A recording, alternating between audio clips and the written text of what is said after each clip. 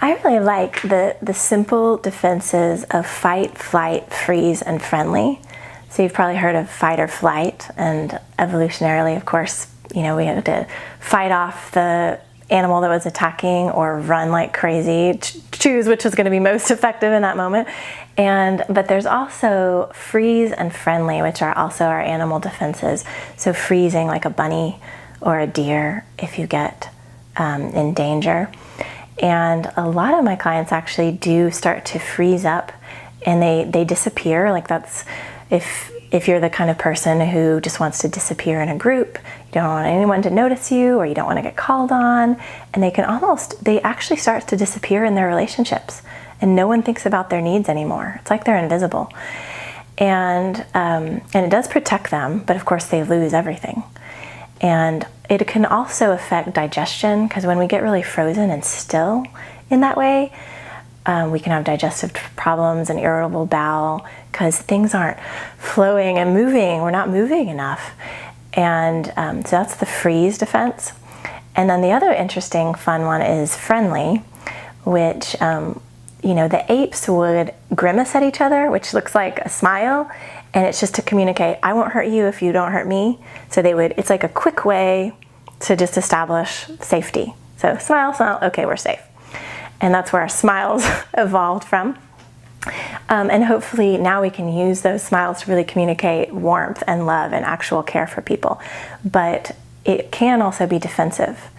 And speaking can also be that way as well. So the friendly response. And sometimes you might see someone who is like, and this happened to me, and blah, blah, blah, blah, blah, blah, blah, blah. And through this long conversation, you realize you did not connect.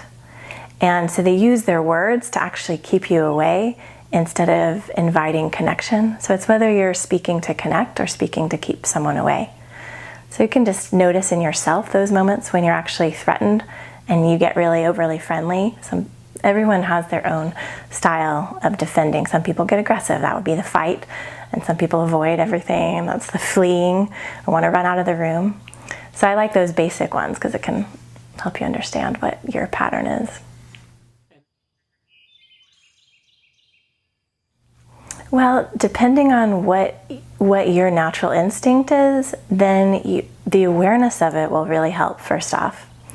And then, working with a therapist to help undo that defense, to heal whatever is causing the sensation of threat, and to become more comfortable and safe in relationships and more comfortable being your authentic self. It's really going to be somewhat the same in terms of the underlying process to take away the need for the defense.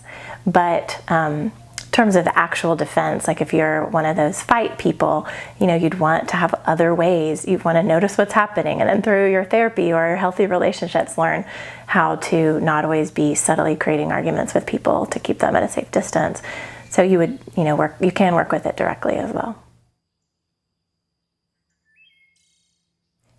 Well, defenses have their place. That's a great question. So we need to defend ourselves when we're in danger. But a lot of times, we're not in actual danger the way our bodies respond, because, in our society today, we're probably not going to, get attacked by a bear or, right, exactly. So, people can hurt our hearts, but defending usually doesn't actually help that. We can have all our defenses up, and if they say you're an idiot, it's still going to hurt just as much. So unless we really shut down completely, and it's really not worth it. So in a way, part of me wants to say, yes, no defenses are good, but we need boundaries. And of course, you don't want to, you want to be able to give a message if you're not being treated well, and but for the most part, our safety comes through our sense of self. Well, no, even when you love yourself, if people, we still care what other people think, and that's healthy because we're social creatures and we wouldn't be truly connected to other people if we didn't care what they thought. and care, all about them, including their relationship with us, which includes how they feel toward us and think about us. But if you love yourself, you're able to discern, like, oh, it's sad that they don't like me, but that doesn't mean I'm bad. That's just a loss, because that would have been cool. So you can shore yourself up. You don't get lost in the idea that their world is your world,